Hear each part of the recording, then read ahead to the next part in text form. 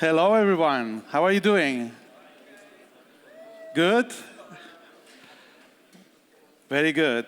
So, just a little intro. So, this is a Spider-Man, and when I was a teenager, I was a fan of the comic books, and I used to draw these cover drawings, and this one is one that I especially remember. So the amazing Angular 2 router. And now maybe you can make a link between the amazing and Spider-Man. I hope you can do that. Okay. So, well, you can access my the slides and also my Twitter account. Please, all of you, follow me right now. I'm very close to 3,000 followers. So it will be great if we can reach that number today. Okay, so I'm a Google developer expert, and I like these black baseball caps, as you can see. This is my new style. I also do a few other things like Master of Ceremonies. This is an event in London. It's DroidCon with more than 900 people. And what I did there was just welcome the people and just warm up the event. So I hope I can warm up you after lunch and all the boring talks before. Okay, I'm also a speaker, not only in my country, which is Spain, but also overseas. This is a picture from Angular Connect. I hope you know, this is a big, large event happening in London. I'm also an Angular 2 trainer. And maybe you can recognize someone in the picture, which is Todd Moto. He was supposed to help me during this training, but he was all day on Twitter. Unfortunately, he's not here today, so don't mention it to him. Okay, I'm also a community leader. This is AngularZone, a community that I run in London. We do events every 2 months. We also publish some webinars online. Every meetup is recorded, so if you want to follow us, you can join us and see what content we publish there. Really cool stuff. Okay, so Angular Cruise. So this is the first Angular conference happening in a cruise. And this cruise will depart from Miami and go around the Bahamas. I'm not hoping any of you going there, but it's cool just to mention it. This is a conference that I'm organizing. So let's get into the talk. So I hope you will believe this story. So some days before NG Poland, this image got to my phone, and this is Spider-Man. And he looks like he's sick, he's in trouble. And he tells me, Gerard, can you build me an app for me? And I'm like, oh man, what can I do? What can I say to Spider-Man? Okay, yes, cool, I'll do it. So before I go into the design and the implementation of the application using the router, I want to give you some background, okay? So I prepared this video. I did some research, as you should do for your projects. And I did this. I found this video. Let's play it.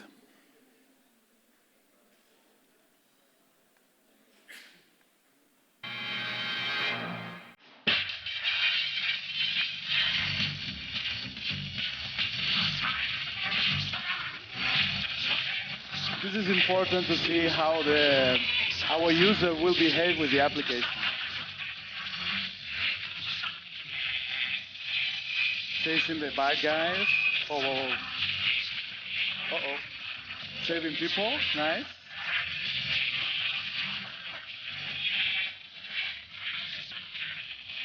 We want to catch the requirements for our application here.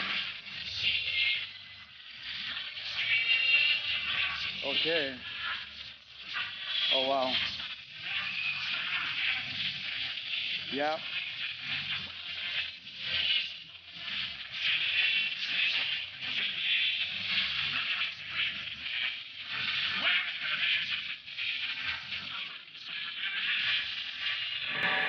Very good. So everyone that was not familiar with Spider-Man, now we know who is the man. Okay, very good. So Spider-Man was having trouble, and he was a little bit tired of his application, and he had few issues. So I wanted to know more about them.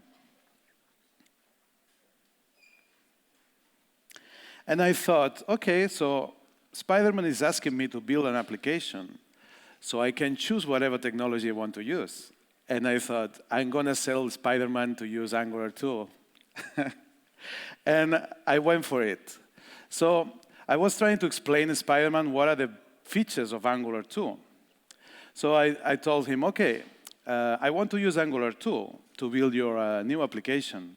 And I want to use Angular 2 because it's using the latest web standards. And this is good, because as the web standards evolve, Angular 2 will be ready, so we won't have to go back and rebuild our application. It will also give me like a great developer experience. So I hope is what you want, like give me a nice developer experience during the building of your application. And Spider-Man wasn't getting that much excited, so I want for more. So this is Angular 2, this is a killer feature. It's really simple. So I will be able to implement all the features in a really simple way. And you will even be able to follow it. And then, best of all, it will be lightning fast. So when you are jumping from building to building, you will get to the pages and the content that you want. And he was like a little bit not getting into that. Working everywhere. This is a really nice feature. So you can use your app in your desktop, in your mobile app, and everywhere else. So we can use that Angular 2 code and then use it in different platforms. And I hope this would excite Spider-Man. But I wanted to give him some more arguments. So I went for TypeScript and show him some diagrams. So we have TypeScript, and we can see that it's holding all the features of ECMAScript 5 and ECMAScript 6. And we have nice syntax like classes, modules, arrow functions, all these modern features that we find in other languages. And we are missing in JavaScript. So that should be a good point. Then also TypeScript brings us types and other cool features like decorators, generics, interfaces, and also will give me a really great editor support. TypeScript will be available in Visual Code, WebStorm, Text Sublime, and Atom. So I will just be covered. And there's more. We have also Angular CLI, we have Protector, all the tools that you expect from a modern tooling. There's also Angular Augury, and all the language services that will let me browse the code and build really solid applications. But yeah, Spider-Man was not that much interested. Let me alone, Gerard, just build me the app. Okay, don't worry. So I told him, look, let's look at this website, Angular Expo. It just gives you some feeling of this Angular 2 platform. Let's see if you like something in there. So this is the website.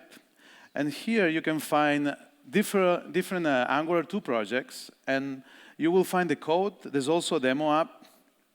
And I saw this movie application. I thought, yeah, this will kick. This will kick Spider-Man. And I thought, okay, let's look for Spider-Man movies. Yeah.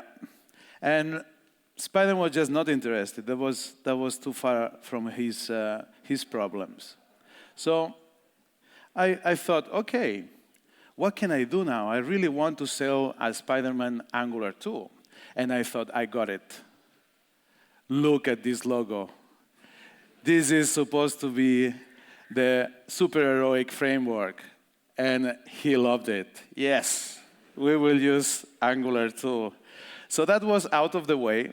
I just pushed the technology I wanted to the client. Don't do that, okay? And I thought, okay, I'll go back to my cool, office, and I'll try to think about this application. And the first thought was, okay, but what do I need to do? And I asked Spider-Man the requirements for it. So the first requirement was network resilience. So he's jumping from place to place. He gets into a tunnel. He gets into some basement, and he loses connectivity. And he's just tired to see this spinner going and going forever. And I'm like, OK, fair enough. I think we can fix that. Had no idea at the moment, but I just promised it. Then this was another requirement. So as before navigating. So what is this? What happens is Spider-Man was using the application, the current application, and he was filling in some data. And he would put his mobile in his pocket somewhere. I don't know. I didn't ask. And he will lose that. So he will navigate to another section of the app, and he will lose that information. And I thought, OK, so what would you like to do there? And he thought, no, if you ask me if I want to leave what I'm doing, then at least I have the opportunity to just leave that or keep going. And I thought, OK, I can do that with the router, I think. Restrict access. So this is also a fun story there. So Spider-Man wants to work with Batman. And Batman is using the application, and he's hanging out, and there's Robin. There's Robin around, you know Robin. And he took the phone and started looking at the application. And Batman was really pissed off, like, what's going on here? Why are you looking there? And he wasn't happy. So he wants to add this feature. He wants to add some authentication so only users authorized can access that. And I thought, yeah, we'll do it.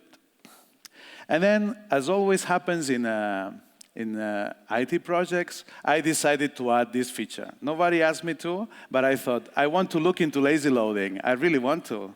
And this is the good opportunity to learn about it. So I thought, I'll just put it there.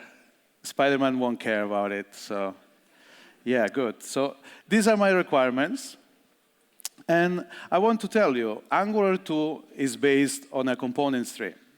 And every Angular 2 application will be having a root component at the top, and then we will have different roots that will go for the different sections, and then all the child component that will create our application. And this is a hierarchical structure that you can see and be very familiar. It looks very much like DOM. So it shouldn't be that difficult to follow.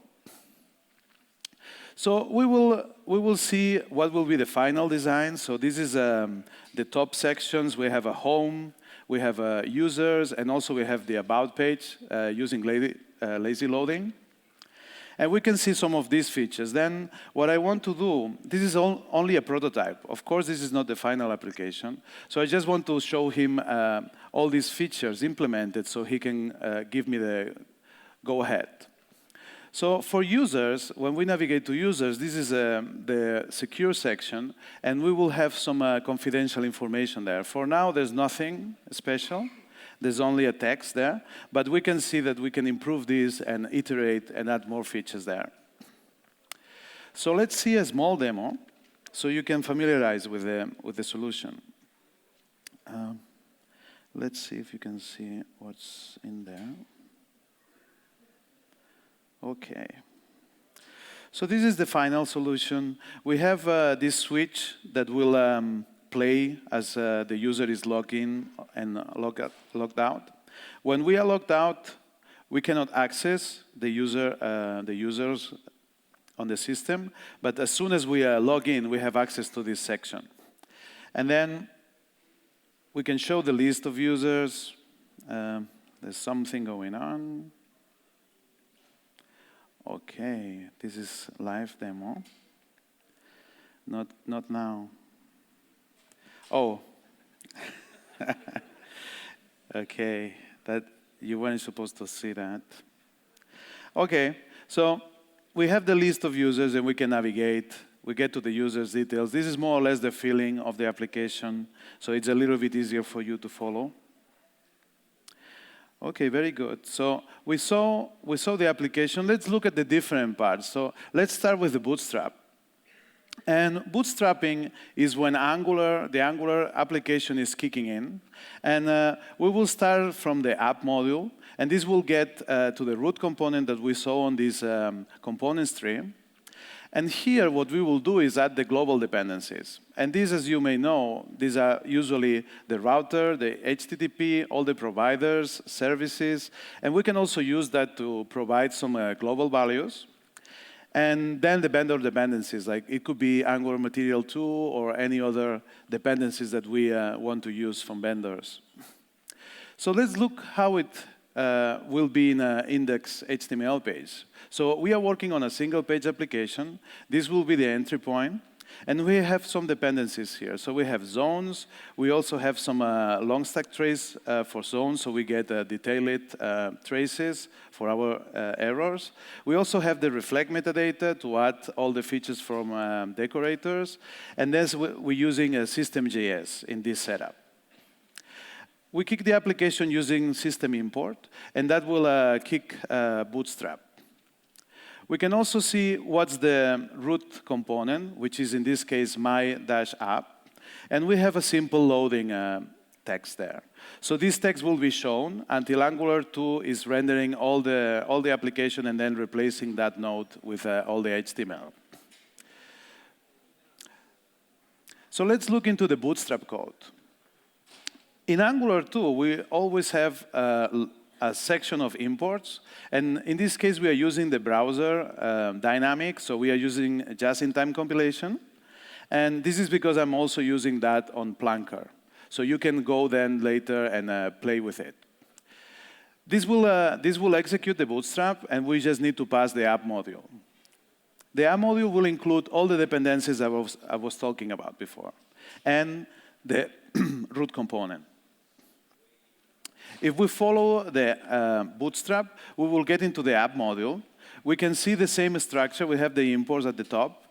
In this case, we are using browser module and some other modules in the imports. We also have to declare the app component, and then the different sections of the app, like home and the other sections. And mainly, we need to care about the Bootstrap, which will be the root component.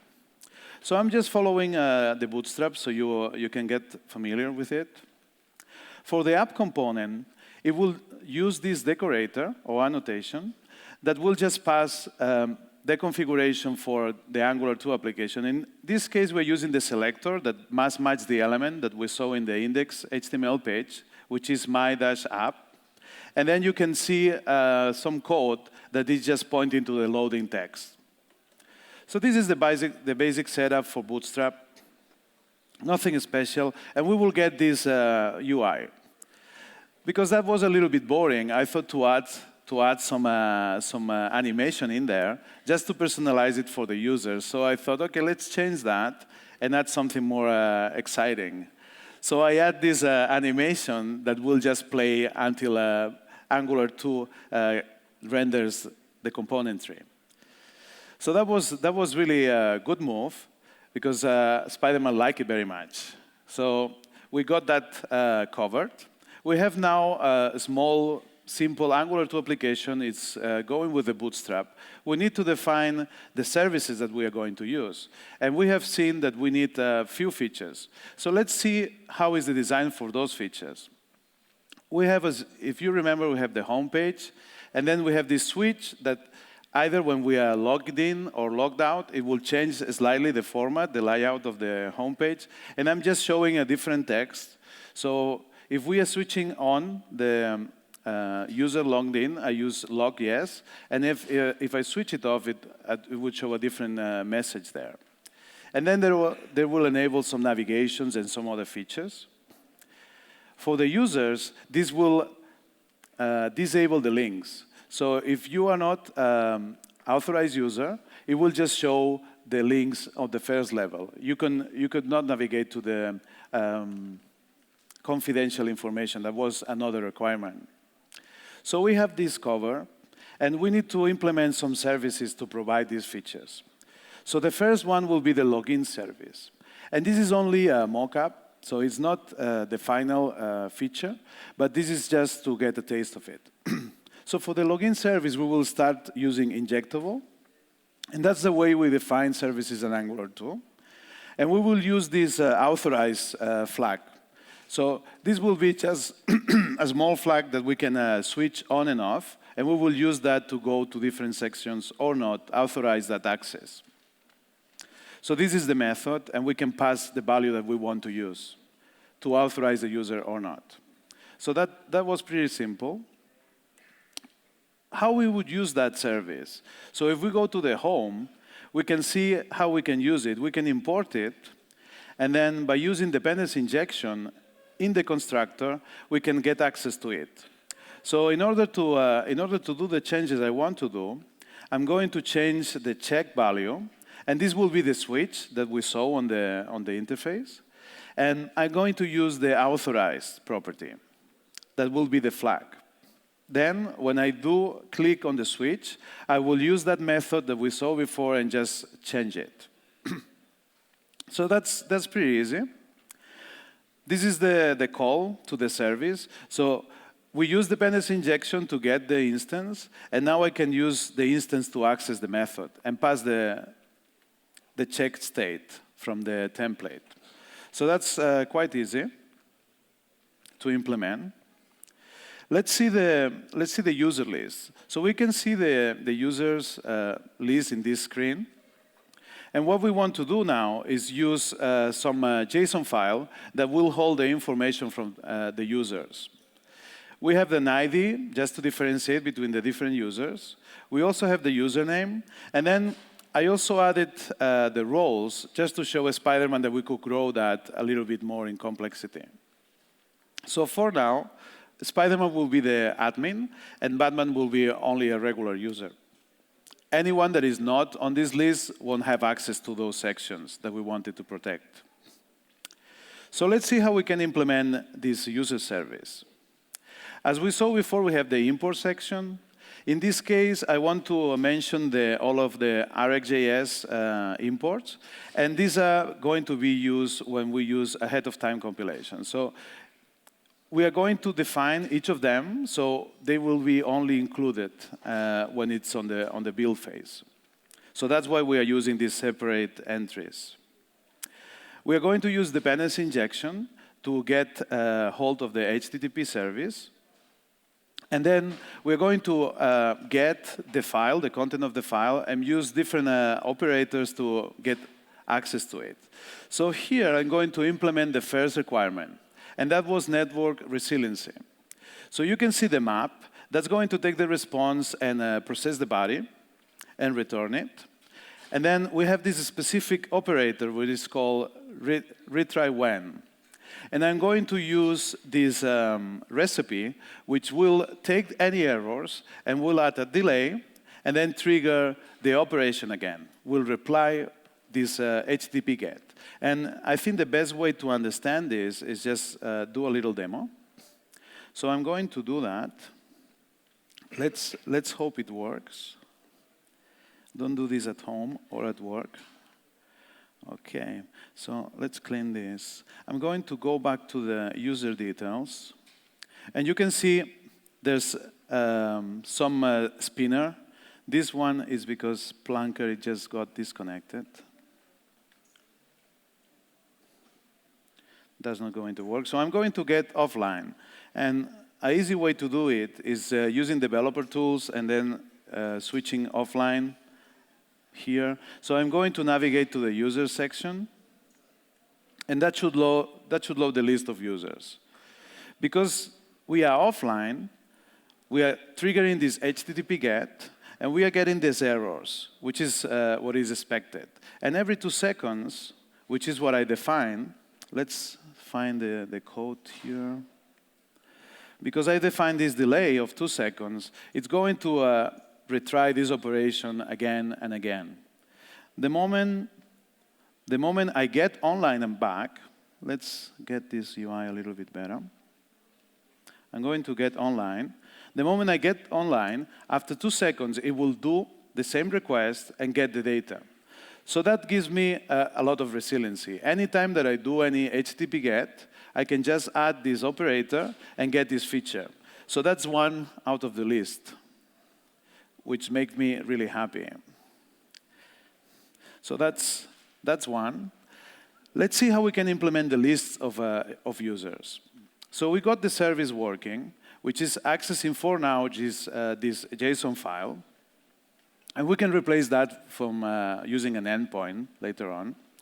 And I'm going to instantiate that using dependency injection on the constructor, as we did before. And I'm going to subscribe to that. This is one implementation. I can also use the async pipe on the template and then replace this code slightly. But I prefer to approach it like this. Then we render the list. And for now, we are just rendering the users. We have more data on the final version, but this is just a short one.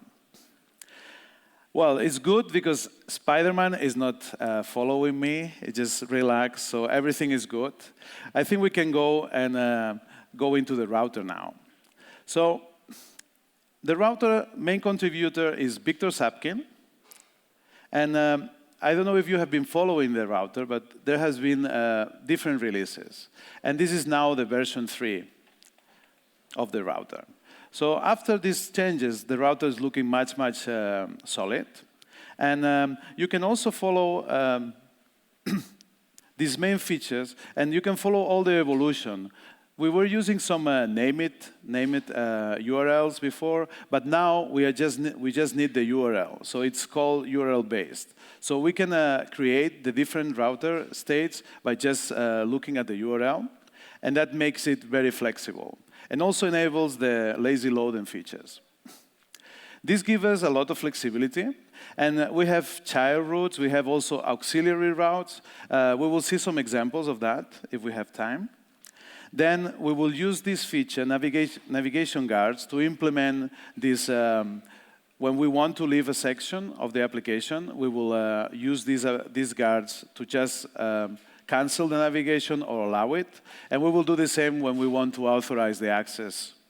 So that will be a nice feature that we can use. And then we also use lazy loading and preloading to get these nice features of delaying the loading of the sections, different sections of our app. We get also the resolve, which is coming from Angular 1. And if you are familiar with it, you can just load information and get access to it before the component is loaded, which is really nice. And then if you want to get more details on the router, Victor Sapkin published this ebook that you can find online. Well, let's see how we can set up the router. To set up the router, we need to choose the location strategy, which, as you know, is the path location strategy, with this just the regular URLs. Or we can also use the hash location strategy, which will use the hashtag.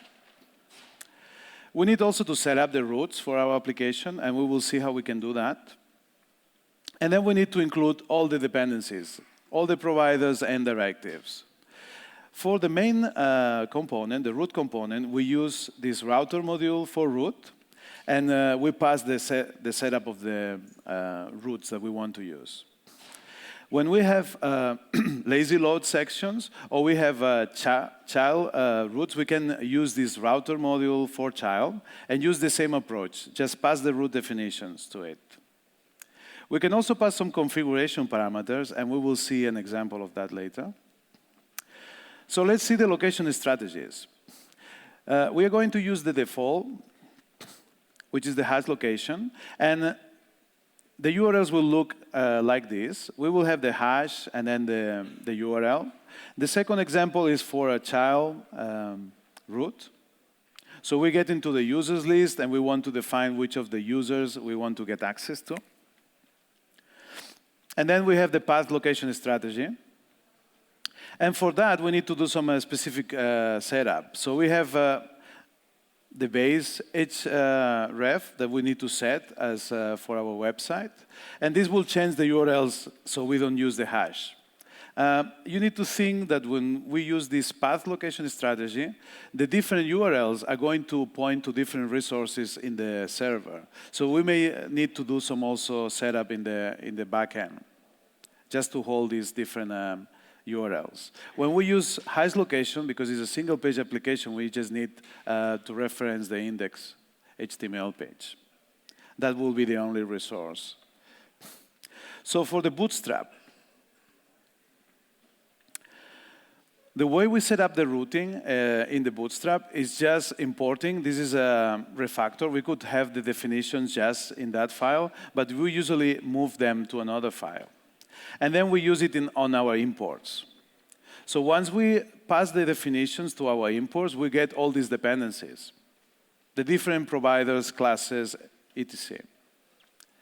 Let's see again what is our layout. So we have the top sections. We have home, users, and about. And then when we go to users, we can navigate to the details. So let's see how we can define the routes for this setup. As we have seen before, we have this section that we will use on Angular 2. And this will be all the different components that we want to instantiate when we navigate to the different routes. And then we will have the route definitions. And Angular 2, the way it works is it will try to match in this specific order. So every time that the Angular 2 router finds a match, it will just try to activate or instantiate the component. In this case, we're using the empty path, which will redirect to the home page. And this is the main, this is the default URL. When we open our application, it will go to this entry because we haven't introduced any URL. If we introduce an URL, it will try to match any other route definitions. In this case, I'm just showing the home that will instantiate or activate the home component. And then we have this asterisk, double asterisk path. This is otherwise. So if it's not matching any of the previous routes, this is like the catch option. And in that case, I'm going to render the not found. So we show some nice message and not 404 page. Then we can pass this configuration, and we are going to use a hash, and we activate that by using this configuration object and passing the application routes. We are using for root because this will be the root component. The Angular 2 router needs for us to define what will be the layout. So in this case, we have a navigation that we will share for all the components. And then we will have this main area that will hold and render the different sections. In this example, I'm rendering the home. But as we navigate, we will render the different components in this area. How we use that is using the router outlet directive. And this is an element that we can use in this way. So in our root component, we will have, on the template, we will have this definition.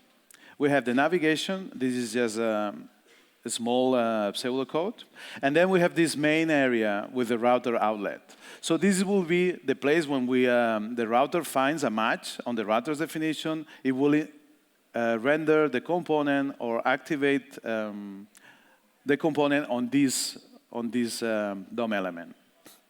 So this is just a placeholder that we just tell Angular 2 to render the components. We can also use, when we use auxiliary routes, we can use a secondary outlet, and then we will add an attribute just naming this outlet.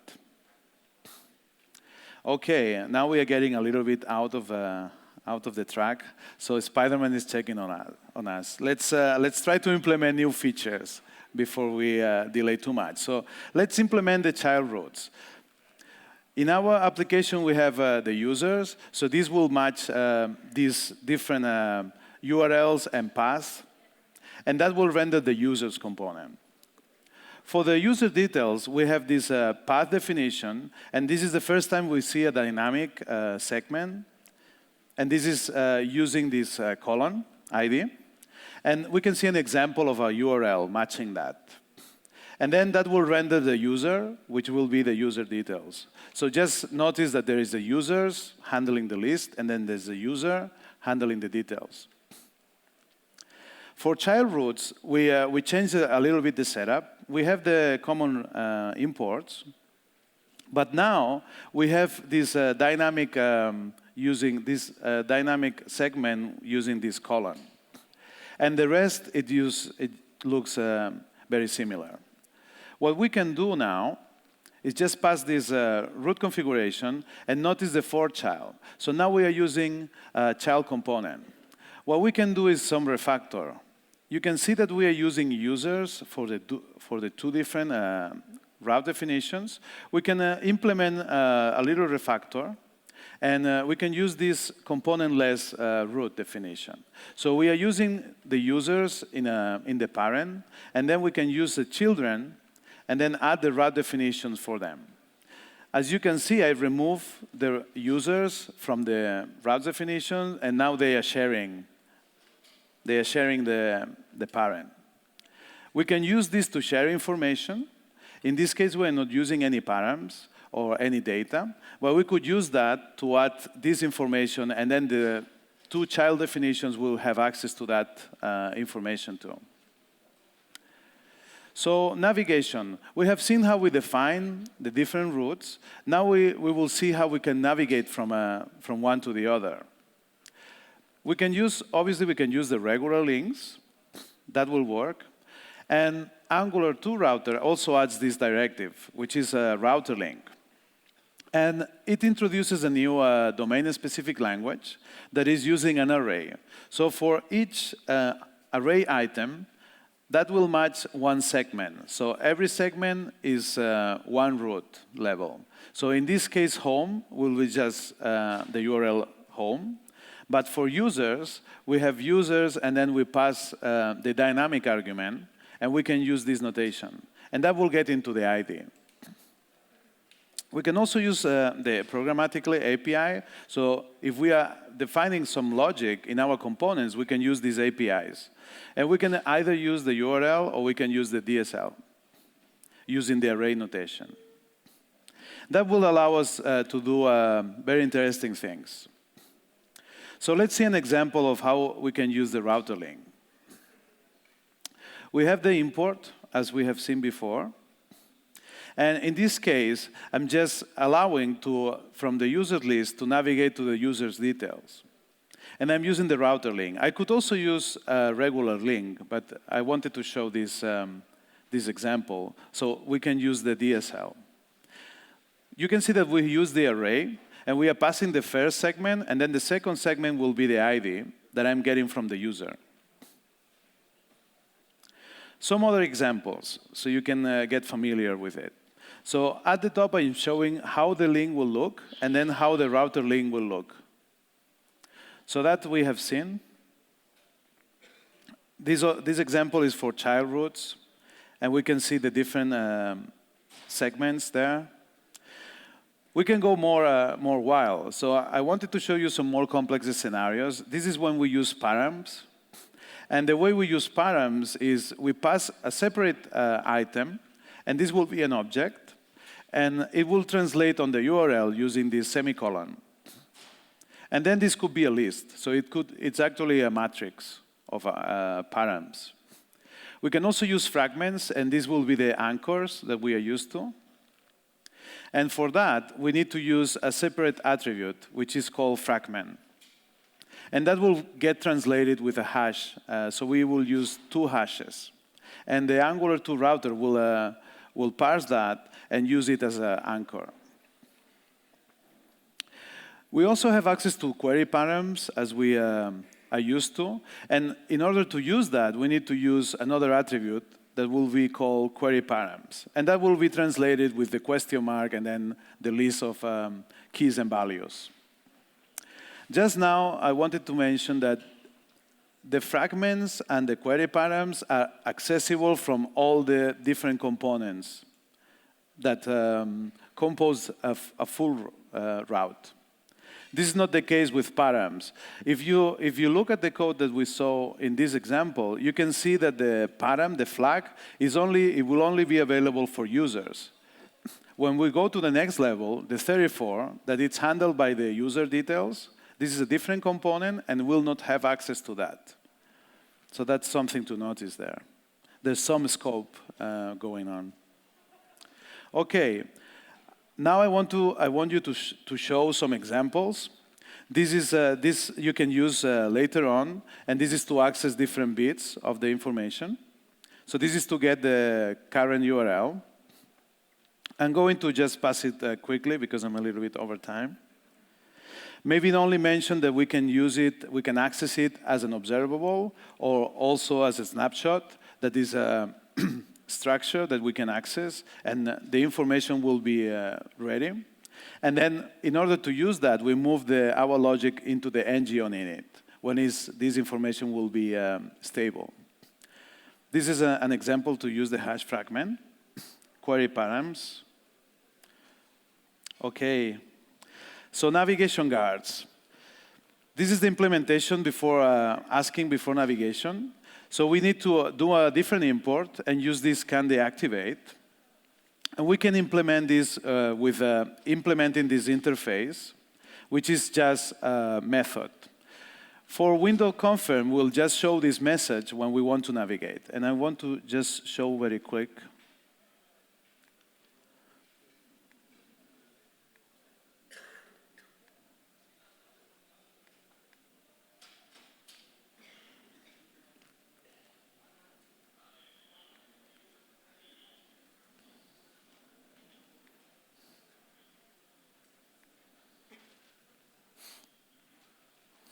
So when I want to leave the section, it will just pop up with this window confirm.